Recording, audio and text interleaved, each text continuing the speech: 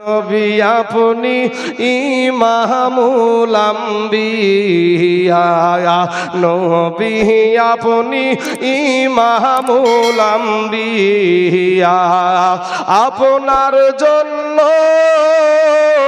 বানায়াছেন গো নবী এই সারাটা দুনিয়া গো নবী, নবী আপনি ইমামুল আম্বিয়া, হাজের না হাজের গো নবী সশরীরে জিন্দা, এই পাপী উম্মতের তরাইবেন গো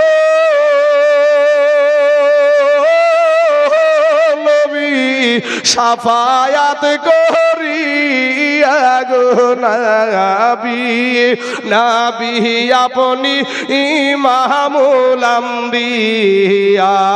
আল্লাহুম্মা সাল্লি আলা সাইয়্যিদিনা মাওলানা মুহাম্মদ ওয়া আলা আলি সাইয়্যিদিনা মাওলানা মুহাম্মদ সাল্লি আলা মুহাম্মাদিন সাল্লি আলা মুহাম্মদ हरदम ज़बान से निकालो पाक नामे मुहम्मद, हरदम ज़बान से निकालो शफीआना मोहम्मद सल्लल्लाहु अलैहि वसल्लम। बाबा गो ও পঞ্চানপুরের যুবকেরা, আমার ভাই জানেরা, আমার নবীর প্রেমে আমার নবীর মোহাব্বতে যে দলিলগুলা দিলাম বাবা, আমার নিজের একটা বানানো না, আমার বাবার তৈরি না, আমাদের সম্মানীয় সভাপতির তৈরি না, এইটা হলো আমার নূর নবীর জবানের কথা। জোরে বলেন সুবহানাল্লাহ। এ মুসলমান ভাই যুবক রে, দুনিয়ার কোন ইমাম সাহেব তোমার কবরে যাবে না, দুনিয়ার কোন মৌলবি সাহেব তোমার কবরে যাবে না, দুনিয়ার কোন বাবা মা তোমার কবরে যাবে না রে বাবা, দুনিয়ার কোন মানুষ ওই কিয়ামতের দিন ভাই আপনাকে বাঁচাবে না।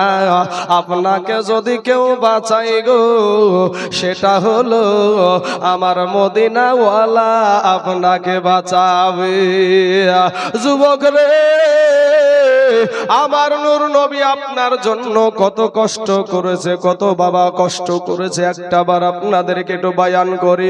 আমার দয়ার নবী, আমার নূর নবী বাবা গো, একদিন ফাঁকা ময়দানের ভিতরে বাবা জঙ্গলার পাশে আমার নবীজি একদিন ওয়াজ করে, একদিন নামাজ পড়ছে বাবা। নামাজ যখন পড়ছে, ইন দি মিন টাইমে বাবা আমার নবী সেজদায় গিয়েছে বাবা। একটা গাছের আড়াল থেকে একটা কাফের বেদিন আবু জাহিল একটা পাথর উঁচা করে বাবা দিলখানা নরম করে দিবেন ভাই। আজ নবীজির মোহাব্বতে যদি একটা ফোঁটা চোখের পানি আপনি ছেড়ে দিতে পারেন গো, ও বাবা গো, আপনার এই পানিটা কাল কিয়ামতের মাঠে নাজাতের কান্ডারি হয়ে যাবে। এ মুসলমান, আমার দয়ার নবী সেজদায় গিয়েছে বাবা। এমন সময়তে ওই কাফের বেদিন আবু জাহিল পাথরটা হাতে নিয়ে নবীজির দিকে ছুড়ে দিয়েছে, নবীকে মেরেছে রে বাবা। আমার নূর নবী, আমার এতিম নবী, আমার কবরে আসবে ওই নবী, আপনার কবরে আসবে বাবা ওই এতিম নবী। কিয়ামতের দিন ইয়া উম্মতি করে আমার এতিম নবী ছুটাছুটি করবে বাবা। ওই নূর নবী যখন সেজদা থেকে ভাই মাথা উঠাবে, এমন সময়তে ওই পাথরটা এসে বাবা আমার নবীজির কপাল মুবারকে বাম দিকে আমার নবীজির কপালে লেগে গেছে। আমার নূর নবী বাবা কপালটাকে এই বাবু হাত দিয়া বাবা চেপে ধরে নবী আমার ইদি ডানে তাকায় বামে তাকায় বাবা রে, কাউরে দেখা যায় না, গাছের আড়ালে এই কাফের লুকায় আছে। নবী একটা ডাক দিয়া বলে, তোমরা কারা গো? আমাকে তোমরা কেন এই ভাবু মারলা? কি অন্যায় করেছি, কি অপরাধ করেছি? আমি তো তোমাদের কোনো অন্যায় করিনি, আমি তো তোমাদের কোনো অপরাধ করিনি। তোমরা কারা গো? তোমরা তো জানো আমার মা নাই, আমার বাবা দুনিয়ার জমিনে নাই। বাল্যকালে এ মা বাপ যার মহারে তাহার মত দুঃখী নাই রে জগতে। বাল্যকালে মা বাপ যার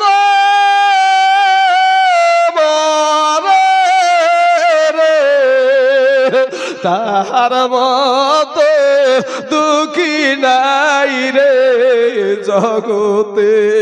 যুবকেরা আমার আব্বা জানের রাগো, আমার নবীজির আব্বা জান ছিল না বাবা, আমার নবীজির মা ছিল না। আমার এতিম নবী কপাল মুবারক না ধরে ধরে বলে, তোমরা তো জানো গো দুনিয়ার জমিনে আমার মা নাই, আমার বাবা নাই, আমি এতিম। তোমাদের তো আমি কারো হক মারিনি, আমি তো কারো অন্যায় করিনি, কেন আমাকে এরকম করে মারলাম? নবী আমার চোখটা উঠায়া দেখে ওই গাছের আড়াল থেকে বাবা ওই কাফের বেদিন আবু জাহিল বাবা রে খিল খিল খিল খিল করে হাসছে। আবার নূর নবীর কপাল মুবারক দিয়া বাবা বছর নয়নে বছর দ্বারাই বাবা রক্ত ঝরছে, আর ওই কাফের কিন্তু হাসাহাসি শুরু করেছে বাবা। এবার নবী বলে, চাচা আপনি তো জানেন গো আমার মা নাই, আমার বাবা নাই।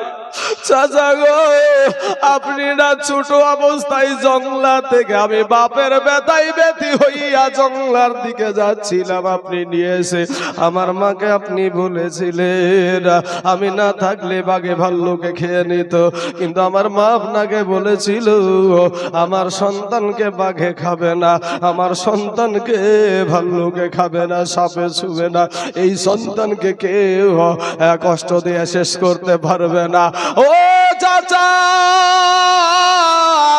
চাচা গো আমি তো আপনার কোনো অন্যায় করিনি, কেন মারলেন? এই আবু জেহেল আমার নবীজির রক্ত দেখে বাবা অতি খুশি হয়ে গেছে, আনন্দিত হয়ে গেছে, কিন্তু বাবা গো আমার নূর নবী কপালটাকে ধরে ধরে বাবা টুক টুক টুক টুক টুক টুক করে বাপ আপনার জংলার ভিতরে চলে গেল। মা নাই যে মায়ের কাছে মায়ের কোলখানে যাবে, বাবা নাই যে বাবার বুকখানে মাথা রাখবে।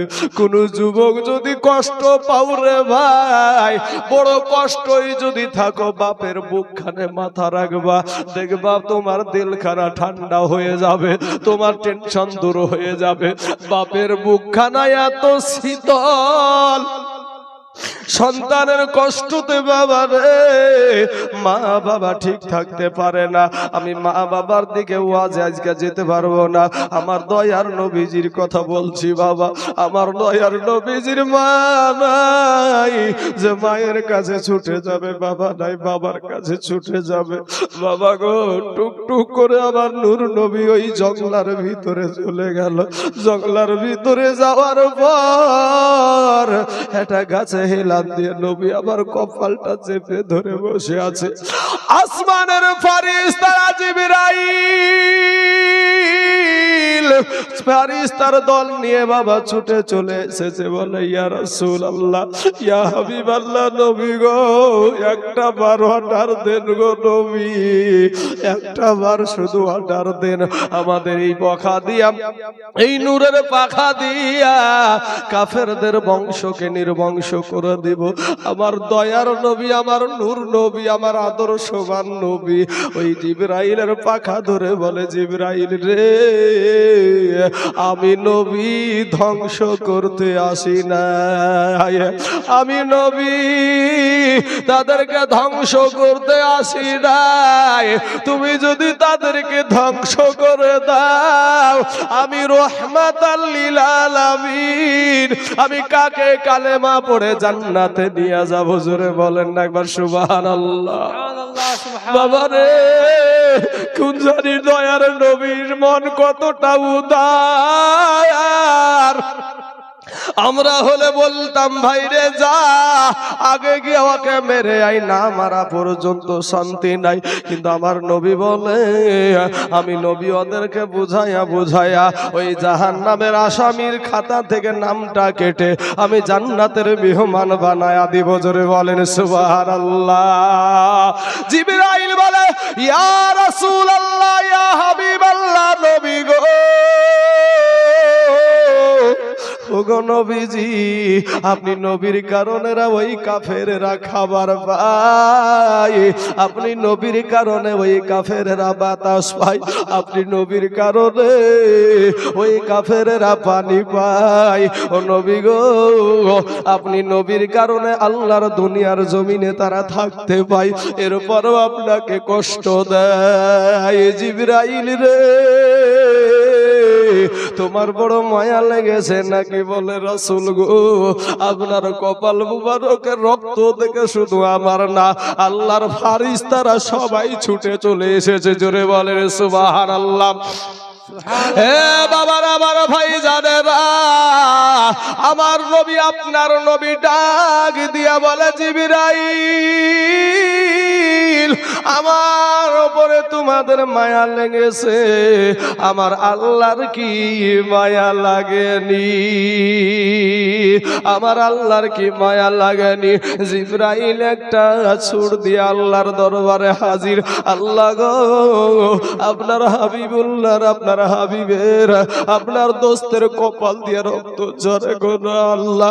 আল্লাহ গো, যাকে সৃষ্টি না করলে আমি জিবরাইল সৃষ্টি হতাম না, আজ তার কপাল দিয়ে রক্ত ঝরে, আপনার কি মায়া লাগে না?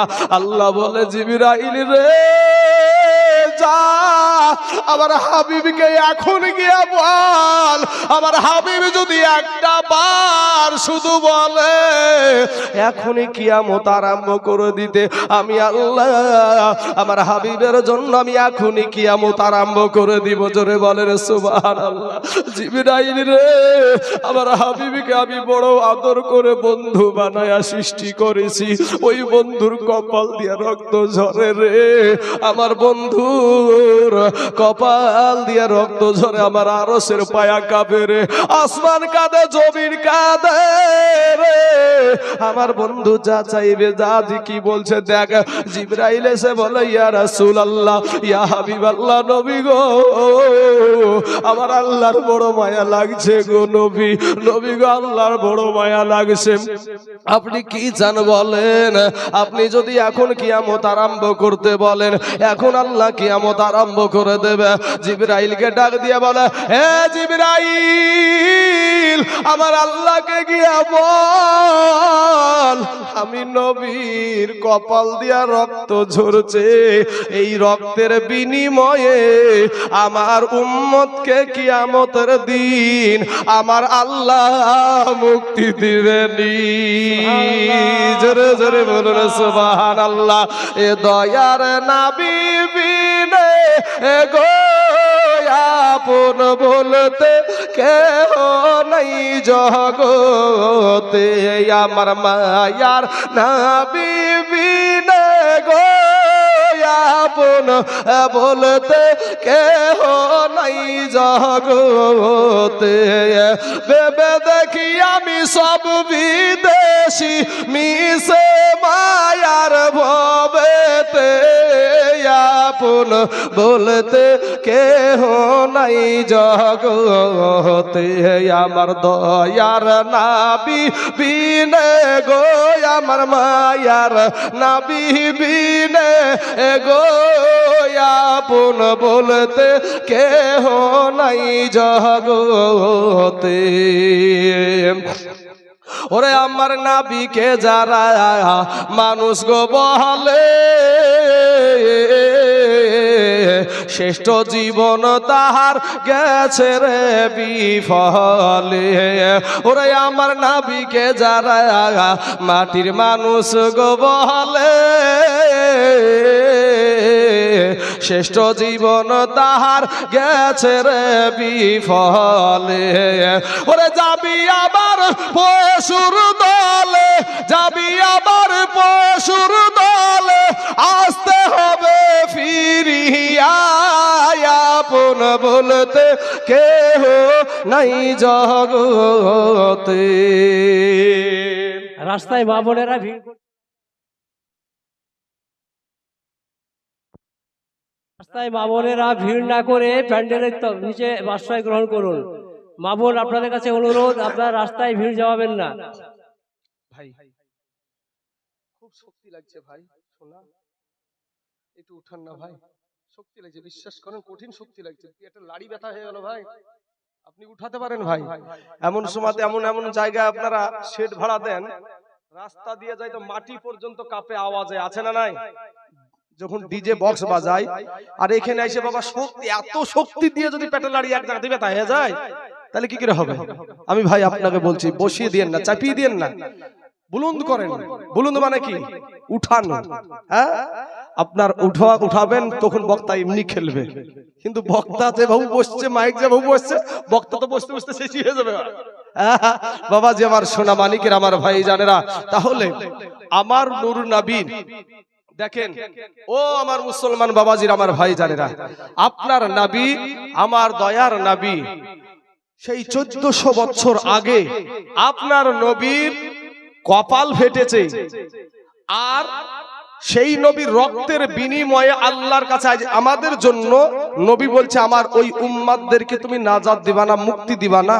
কিন্তু ভাই রে, আজকে যদি আপনার স্বার্থে, যদি আপনার মা, আপনার যদি আপনার মায়ের স্বার্থে যদি আপনি আঘাত দেন, আপনার মা আপনাকে বেকা কথা বলবে। আপনার বাবার স্বার্থে যদি আপনি আঘাত দেন, আপনার বাবা আপনাকে বেকা কথা বলবে। আপনার বিবির স্বার্থে যদি আঘাত লেগে যায়, আপনার বিবি এবার লালবাগের লাল ঘর দেখে গেছে ছেড়বে। বুঝেন না বাপ?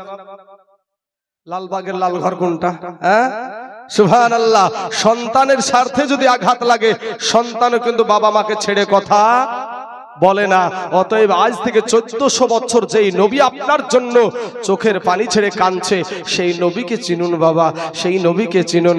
বাবার আমার সোনা মানিকেরা, ওগো আমার পর্দার আড়ালের মা খালা গো, শুনে জানাজ রাতের বেলা মা, এই দুনিয়াটা কিছুই না রে মুমিন, এরে আমার নবীর উম্মতের দল মাস্তানি করিও না রে বাবা, যৌবনের বাহাদুরি দেখায়ও না রে যুবক। ও যুবক ভাইয়েরা, আমার কালেমার ভাই, তোরা আমাদের কালেমার ভাই, দুশ্মন না রে যুবক। ও নওজোয়ানেরা, ফিরে আয় ভাই, রাস্তায় ভিড়াভিড়ি করিও না, আমার নবীর আদর্শের মালাটা একটু গলায় পরিয়ে নাও। আমার নবী কাল কিয়ামতের দিন বাপ দৌড়াবে সন্তানের পিছনে, সন্তান দৌড়াবে বাবার পিছনে, কেউ কাউকে পরিচয় দিবে না, কিন্তু আমার নূর নবীর সামনে দিয়ে আপনাকে জাহান্নামের কোনো ফারিস্তার ক্ষমতা নাই, আপনাকে আপনার নবীর সামনে দিয়ে জাহান্নামে নিয়ে যাবে। জোরে জোরে বলুন সুবহানাল্লাহ। এরে নবীর গোলামের দল, আজ তুমি রাস্তায় ঘোরাঘুরি করো রে যুবক। ও যুবক, তোমার এই জায়গা ভালো লাগে না, আবার তুমি মাস্তানি করো।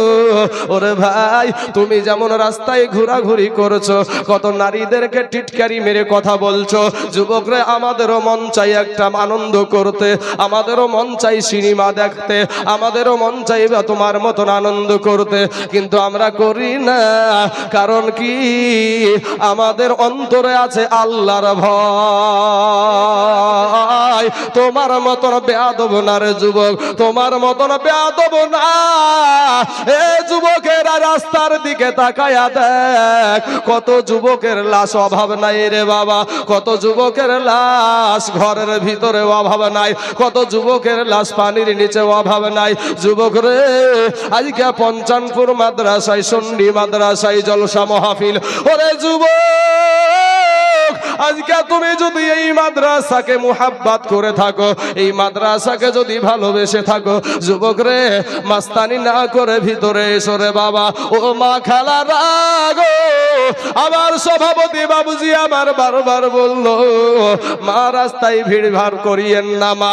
মা গো, তোমার যদি মাথা দেখা যায় আল্লাহ জাহান নামে দিবে রে মা, তোমার যদি পেট দেখা যায় আল্লাহ জাহান নামে দিবে রে মা, তোমার যদি পিঠ দেখা যায় আল্লাহ জাহান নামে দিবে।